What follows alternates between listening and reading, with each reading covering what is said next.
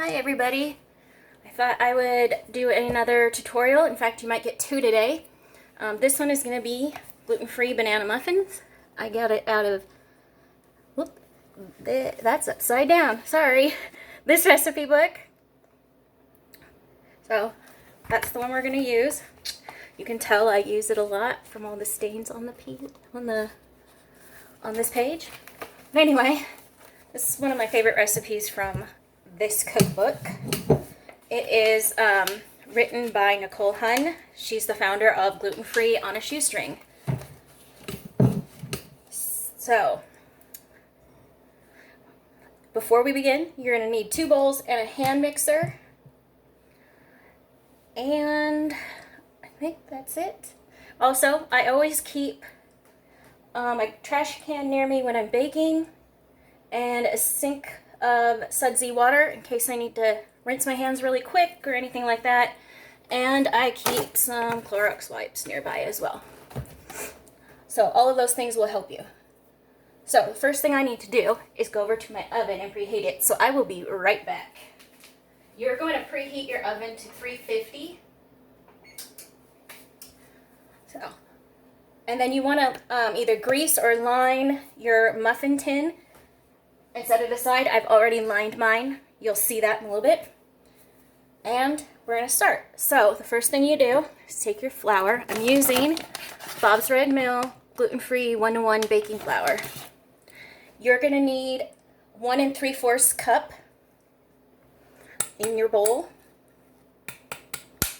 Crap, I put it in the wrong bowl. That's great. We're just going to, transfer it over here and wipe my bowl out. Yep. Because that makes the most sense to me. Alright. There we go. Is that in frame? Yes, no, not really. There we go. Alright. So actually put your flour in your smaller bowl. So you want a large bowl and a medium bowl. Here's my medium bowl. Alright. If your flour has xanthan gum in it, and most of these baking flours do, then you don't need that. But if it does not, you're going to need a teaspoon of xanthan gum. Alright, so the next thing is baking powder. I'm using the Rumford aluminum-free baking powder. Got it at Walmart. You're going to need a teaspoon of this. So I have a half a teaspoon here, so I'm going to do 2, obviously. That equals 1. Basic math. Alright, we're going to set that aside. Next, you need baking soda. Obviously, I'm using this kind. Is there another kind? I mean, there probably is. But it's the only kind I've ever seen. Alright. So, a half a teaspoon of that goes into your flour mixture as well. And I think I am done with my teaspoon, but I'm going to set it aside just in case. So I'm going to get these ingredients out of the way, so I'll be right back. I kind of like to move my ingredients to another counter when I'm done with them. Alright. And then we need sugar. So 2/3 of a cup of sugar. I'm using O Organics granulated cane sugar. I only use real cane sugar. No, I don't use GMOs in my house. Alright, that goes in there. That can be set aside. And then the recipe calls for 3/4 a teaspoon of salt. If you use salt, put it in there. I do not use salt, so I'm not going to put it in there. And then you need a whisk. Handy little whisk. You just combine this. It's pretty easy. Doesn't take very long. Alright. I'm actually going to take this whisk and rinse it off real quick because I need it in a little bit. So I'm just going to rinse that off. Okay. We're going to set this bowl aside. We're going to bring the big bowl back. And we're going to make sure we get it in frame. I'm working on it. Alright. So in this bowl, you're going to put your butter. And I need a knife. Everything but the knife I have. Alright. So you need 6 tablespoons of real butter, room temperature. The recipe calls for unsalted. This is where I do something different. So I don't add the salt from the recipe book. I just get salted butter. I can't stand unsalted butter. For someone who hates salt, that's one of the few things I want salted is my butter. So that's going in the bowl. All right. Next, you need 2 eggs at room temperature. They're gonna, it says to have 100 grams worth out of the shell of egg. I don't really measure, but you can do that if you feel up to it or want to. So I'm just gonna put these eggs in here. This is where having your trash can is handy. And luckily for me, if I can get some of this off of there, I don't want it to drip on my floor. My trash can is one of those where you just step on the pedal and it opens. So I don't even have to touch the lid. Thank goodness. All right, there's your 2 eggs. This is where the soap in the sink comes in handy. Just rinse my hands off. Put them underneath the tap. Dry them off. You know, standard stuff. All right, next you're gonna need your vanilla. I use Watkins Organic Baking Vanilla. And you need a teaspoon of that. So I'm gonna wipe off my teaspoon that I used previously. Since you're working with wet ingredients, you want a clean one. And I'm gonna pour that in there. Normally I get the clear kind without the dye, but Walmart hasn't had that for a little while. Thanks, Corona. So this is what I have. Love the smell of vanilla. All right, and you need buttermilk. So I don't keep buttermilk on hand, but you can make it really easily. All you need, 2/3 of a cup of water. Got that right here. And then you need this cultured buttermilk blend. It's basically a powdered buttermilk. Any brand of powdered buttermilk will work. So to your cup of water, you're going to add 2.5 tablespoons of this powder. And this is going to make 2/3 of a cup of baking, or buttermilk. So if you have buttermilk on hand and you don't want to have to make it, you need 2/3 of a cup of buttermilk, which is roughly 5 3/4 fluid ounces. So what I'm doing is just taking a fork. Yep, there's my dog. And just kind of whisking it together. I may have to grab my whisk, but we'll see if this is good enough. Whoop. Let's see. Yeah, I might need my whisk real quick. Just to... You just want to get it combined really well. You'll probably have a few lumps. I always do. I don't really care. Here's the thing. I love cooking. And I'm not a lazy person, but I'm somewhat of a lazy cook. I don't measure things very often unless I'm baking. That's when it's important. I don't always follow recipes exactly, and anytime I can give myself a shortcut, like buying pre-cut onions or anything like that, I try to do that because it cuts down on the time that I'm cooking. And as much as I love cooking, I also don't want to be standing in my hot kitchen all day long. You get it if you're a mom. All right, so we're going to mix this up. You're supposed to beat it till it's light and fluffy. So we're going to grab my handheld mixer, and we're going to try not to get this all over the place, but we probably will because it's me. I always like to mash my butter a little bit first. That's where a fork comes in handy. I should have done this to start with, but you know, I'm used to baking without talking, so trying to get used to talking and remembering all my steps. So I'm just kind of mashing this a little bit. And I'm just going to scrape it on there. I hate that sound. Alright, so we're just going to do this on low.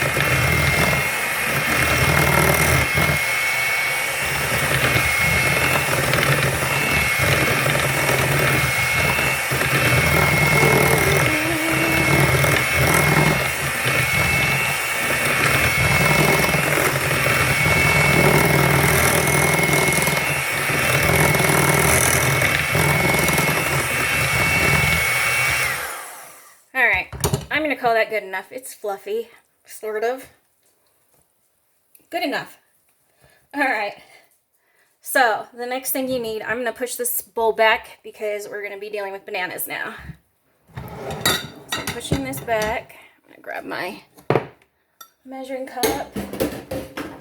Yep, this is the right one.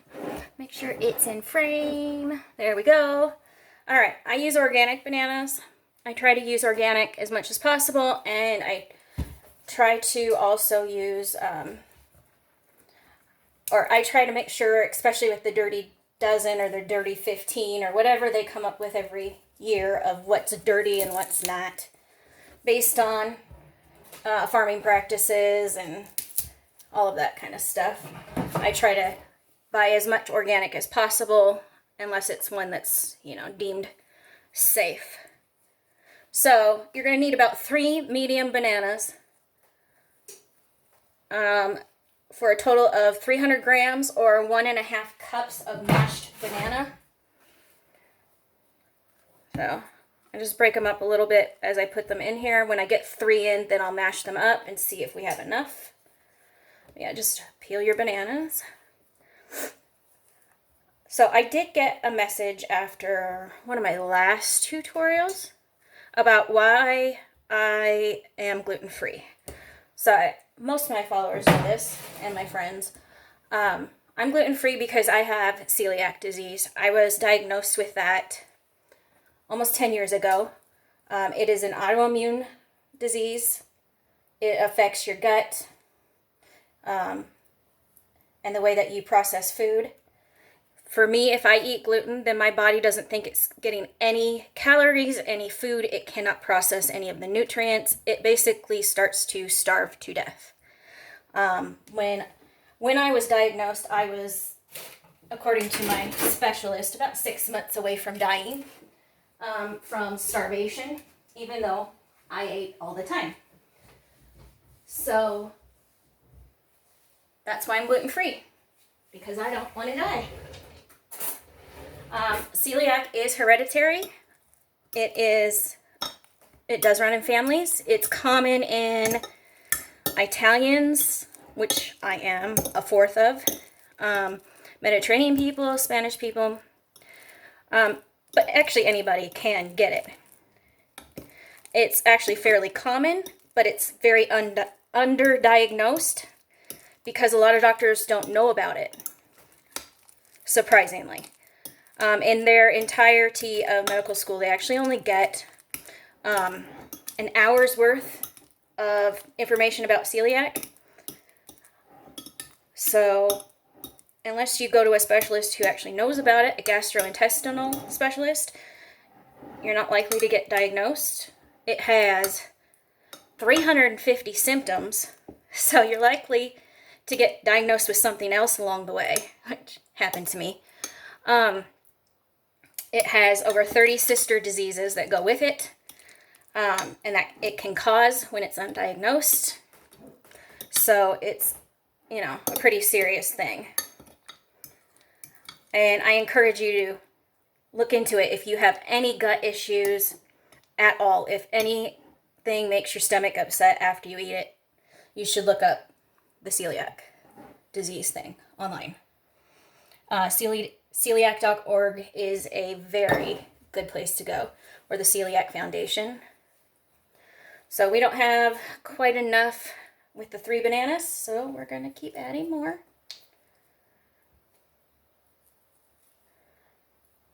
My dog's barking because the kids got home just a little bit ago and they're outside. And they like to run through our front yard. Because we no longer have a fenced yard now that we've moved units. That's a whole nother story time there. So she likes to woof. She's part husky, part whippet. And if anyone out there has huskies, you will know they are very vocal dogs. They're also one of the smartest and sweetest types of dogs. Alright. Let's see. Oh, I didn't get those quite mashed up.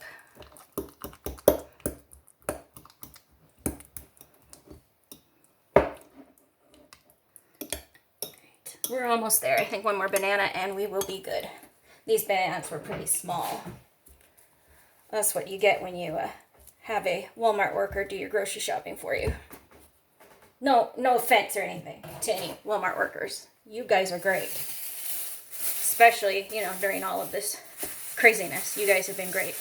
Don't get me wrong. In fact, at my Walmart, there's one employee in particular that I absolutely love when she does my grocery shopping. So, that was not any shade by any means. I'm not really a shady person. I mean, it can be. Can't we all? But yeah. If your banana has bruises, don't worry about it. You can either cut them out or you can add it. It doesn't really make any difference. Again, get to wash my fingers off. Yay! I am constantly washing my hands when I cook. That stems from being glutened so many times over the years. Every time I come in contact with gluten, I get very ill. It doesn't take much. I don't even have to eat it.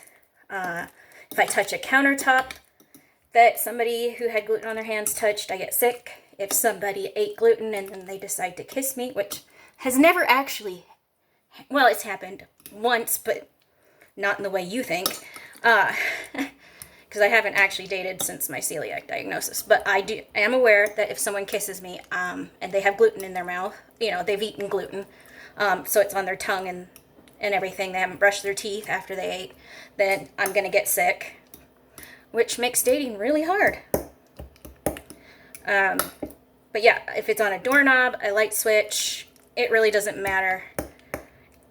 It will make me sick. In fact, if something is made in a shared facility with gluten, I can't eat it.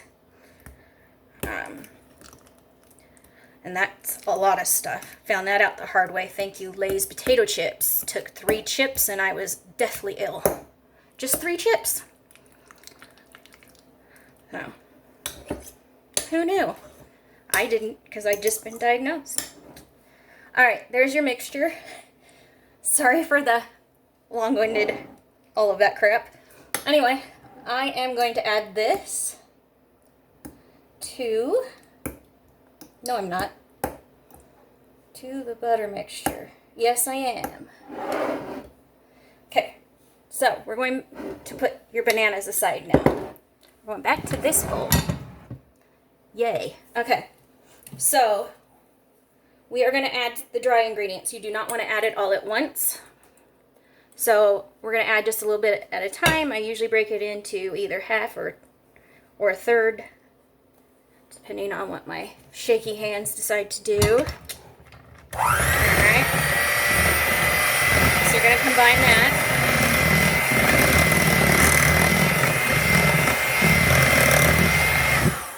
So, pretty quick and easy. We're going to add another third.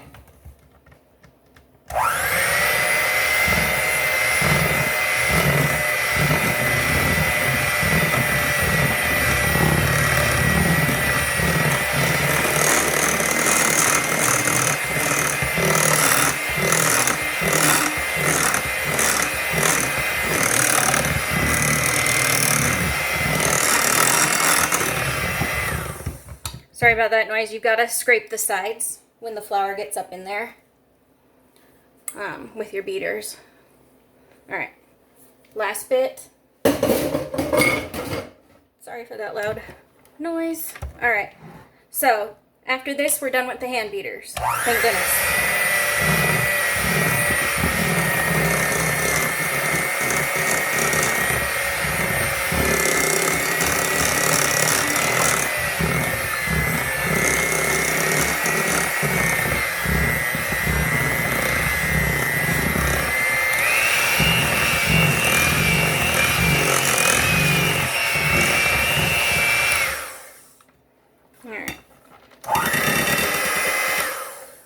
That's a little trick I learned to get the batter off. Alright, we're going to pull these out, and sorry for the noise, but I'm going to try to get as much off of here as I can. Yeah. Bet my neighbors love that. Sorry, neighbors. Alright, you could actually add various kinds of nuts like walnuts or anything to this if you wanted. You could add chocolate chips. But I actually just prefer these plain the way they are. Alright. So let me go grab a spoon so we can stir in the bananas. Here's my spoon. So we're gonna take the bananas. If you remember right, it was 1.5 cups of banana. And you know, you don't have to be exact with banana. The thing about gluten-free baking is you do have to be exact with almost everything. The only exception I have found is this recipe, where you can add a little extra banana, you can, you know, add chocolate chips, you can add whatever. So we're just gonna fold these in. But yeah, as someone who's always baked throughout my life, gluten-free baking is a special skill. It is not the easiest. There is trial and error. You may end up having to throw stuff out because it didn't cook right. Don't be discouraged. Just keep trying. It does get easier for most people. Unless you're one of those cooks who, you know, burns water. Yes, I actually know a few of those. I wouldn't let them near my kitchen. There aren't enough fire extinguishers in the world to let those people near my kitchen. But I love you guys. No, not all of them. One in particular, an ex of mine, literally ruined a pan of my favorite pan by burning water in it. Yeah, was not a happy camper.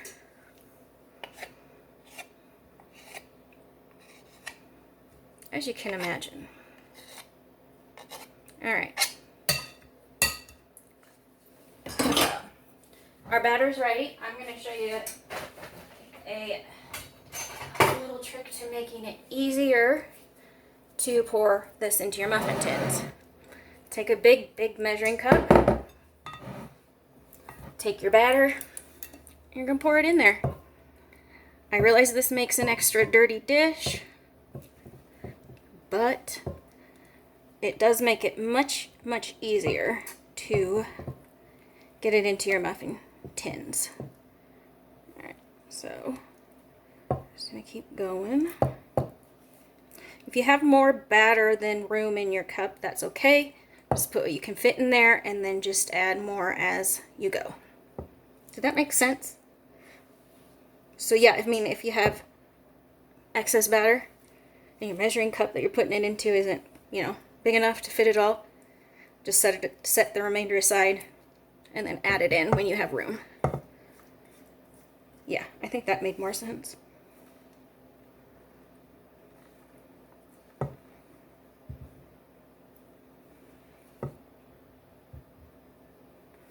Alright. It's so weird to me to be baking without music on in the background. But I'll have to get used to that if I want to do YouTube, because I do not want to get copyrighted. that I'll be monetized, because I won't be. But anyway, all right. So now I'm going to bring my muffin tins over and show you what we're doing. All right. So these are my tins. Yes, I have Valentine muffin liners. They're the only ones the store had. They were on sale. So, you know, why not? And of course I put my scraper in the sink. You're going to want one of those. So this normally says it makes 12, but I always grab this little one just in case. We're going to just fill our tins. You're going to fill them about 3/4 of the way up.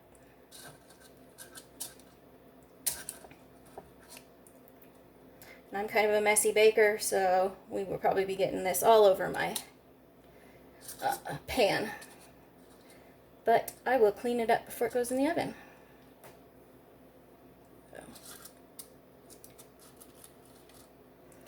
So in case anyone was wondering, yes, my hands shake. When my pain levels kick up, my hands start to shake. My knees start to shake. But it's just something I've learned to kind of live with. My hands shake. Big deal. Power through. That's something my dad taught me.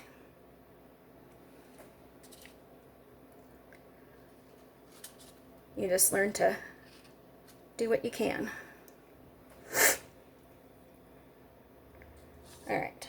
Sorry, my allergies are acting up. I've got my window open in here in my kitchen.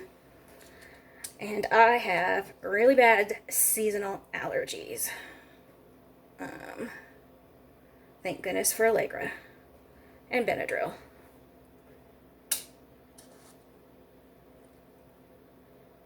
The Benadryl is why sometimes I sound a little bit loopy, for lack of a better word. It makes me sleepy when I take it during the day. Now, if I take it at night, it wakes me up. Yep, not kidding.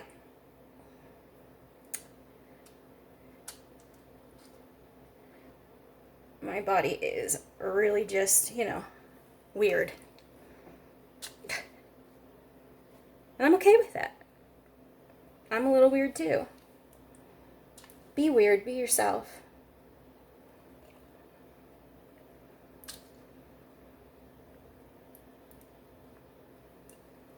People don't like it, that's, you know, on them.